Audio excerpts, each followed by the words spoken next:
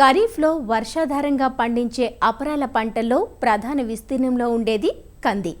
ఆంధ్రప్రదేశ్లోని ప్రకాశం, గుంటూరు జిల్లాలతో పాటు తెలంగాణలోని ఆదిలాబాద్, రంగారెడ్డి, మహబూబ్ నగర్, ఖమ్మం, నల్గొండ జిల్లాల్లో అధిక విస్తీర్ణంలో సాగవుతోంది. అయితే అపరాలు పండించే మిగతా రాష్ట్రాలతో పోల్చితే ఉత్పత్తి చెప్పుకోదగ్గ స్థాయిలో లేదు. దీనికి ప్రధాన కారణాలు రకాల ఎంపిక మొదలు యాజమాన్య లోపం, వైరస్ తెగులు, చీడపీడలు, వర్షపాత అనిశ్చితి.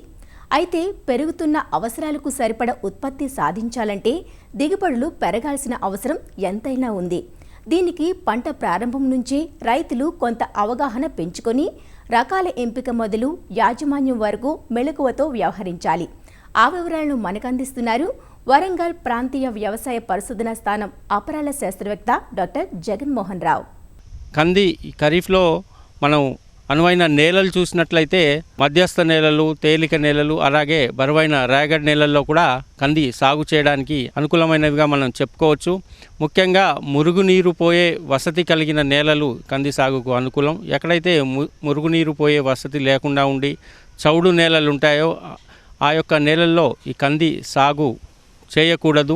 ఉదర్జన సూచిక సుమారు 6.5 నుంచి 7.5 గల నేలలు, 1 లేదా 2 తడులు కీలక దశలో ఇచ్చే వసతి కలిగిన పరిస్థితులలో కంది సాగు చేసినట్లయితే మనం అధికంగా దిగుబడి పొందడానికి కూడా అవకాశం ఉంటుంది.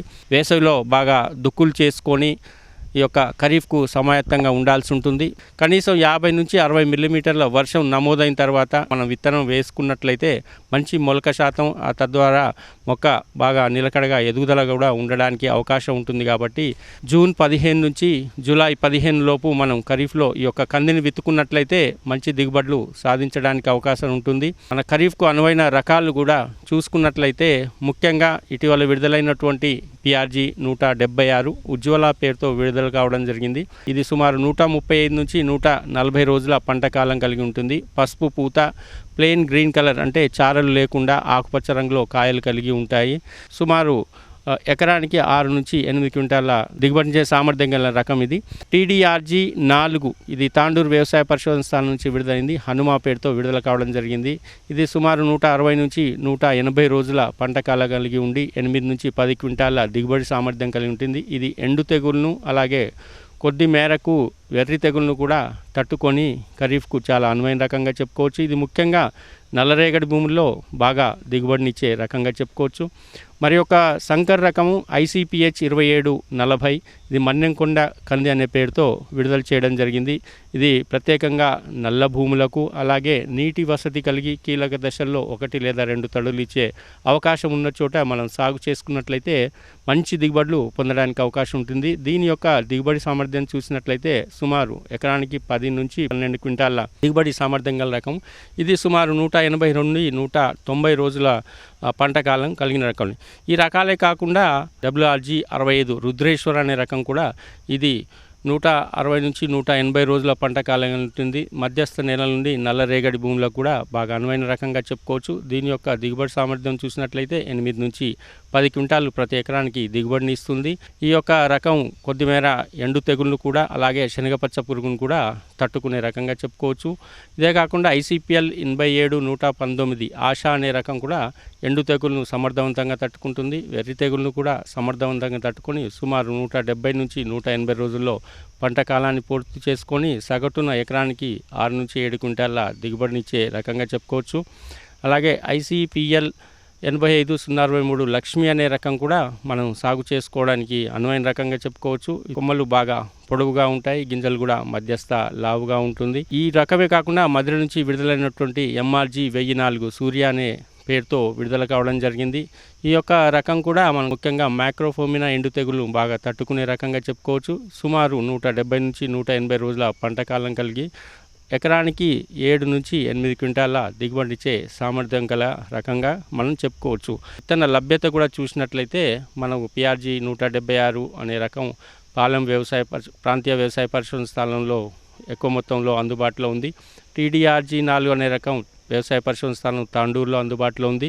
అలాగే ఆశ WRG 65 అనే రకం మనం వరంగల్ ప్రాంతీయ వ్యవసాయ పరిశోధన స్థానంలో పెద్ద మొత్తంలో రైతులకు అందుబాటులో ఉంచడం జరిగింది.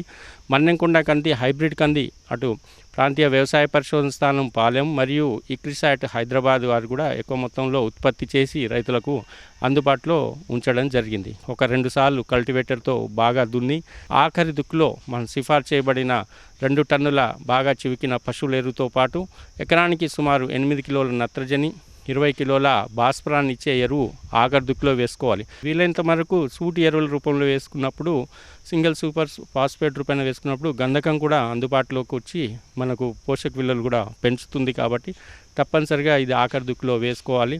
తర్వాత ఎకరానికి 4 కిలోల విత్తనం వాడాల్సి ఉంటుంది. ముఖ్యంగా ఎండు తెగులు సమస్య ఉన్నప్పుడు తప్పనిసరిగా మనం ట్రైకోడర్మా విరిడి ప్రతి కిలో విత్తనానికి 8 గ్రాముల చొప్పున విత్తన శుద్ధి చేసుకోవాల్సి ఉంటుంది. భూమి యొక్క స్వభావాన్ని బట్టి అంటే తేలిక నుంచి మధ్యస్థ నేలలైతే సాళ్ళ మధ్యలో కనీసం 120 సెంటీమీటర్ల ఎడంతో విత్తుకోవాలి. మొక్కల మధ్యలో 20 సెంటీమీటర్ల ఎడంతో విత్తుకున్నట్లయితే సరిపోతుంది. అదే బరువైన లేదా బాగా రాగడి నేలలు సారవంత భూములు అయితే 150 నుంచి 200 లేదా 240 సెంటీమీటర్ల వరకు కూడా ఎడం పెంచుకోవచ్చు. మొక్కల మధ్య 20 సెంటీమీటర్ల ఎడంతో విత్తుకున్నట్లయితే సరిపోతుంది. మొక్కల సాంద్రత కనుక చూసినట్లయితే ప్రతి చదరపు మీటర్లకు కనీసం 8 నుంచి 12 మొక్కలు ఉండేలా చూసుకున్నట్లయితే సగటు దిగుబడులు ఆశించిన మేరకు రావడానికి ఆస్కారం ఉంటుంది.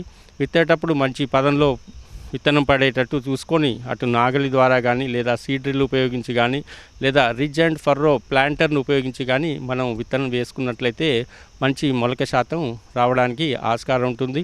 ఈ యొక్క కందిలో చూసినట్లయితే కలుపు సమస్య కూడా అధికంగా ఉంటుంది. వర్షాధారంగా ఎక్కువ పండిస్తుంటారు కాబట్టి ఈ కలుపు మొలిచిన 60 రోజుల వరకు కూడా ఎటువంటి కలుపు లేకుండా నివారించవలసిన అవసరం ఉంటుంది. కాబట్టి దీనికి పెండి మిథాలిన్ అనే కలుపు రసాయనాన్ని విత్తిన 24 నుంచి 48 గంటల్లో భూమిలో తగు పదను ఉండగానే ప్రతి లీటర్ నీటికి 5 మిల్లీలీటర్ల చొప్పున కలుపుకొని 200 లీటర్ల నీటిని ఎకరానికి వాడుకున్నట్లయితే మనం సమంగా పిచికారి చేసుకున్నట్లయితే ఈ యొక్క కలుపు మొక్కలను మన ఆది నుంచే అదుపు చేసుకొని పంటకు పోటీగా లేకుండా మనం మంచి ఎదుగుదలకు దోహదపడి ఆ తర్వాత అవసరం మేరకు సాళ్ళ మధ్యలో గుంటిక కానీ దంతి కానీ తోలుకొని పంట ఎదుగుదలకు దోహదపడేలా చూసుకొని తగు సస్యరక్షణ చర్యలు సకాలంలో చేపట్టినట్లయితే మంచి దిగుబడి సాధించడానికి అవకాశం ఉంటుంది.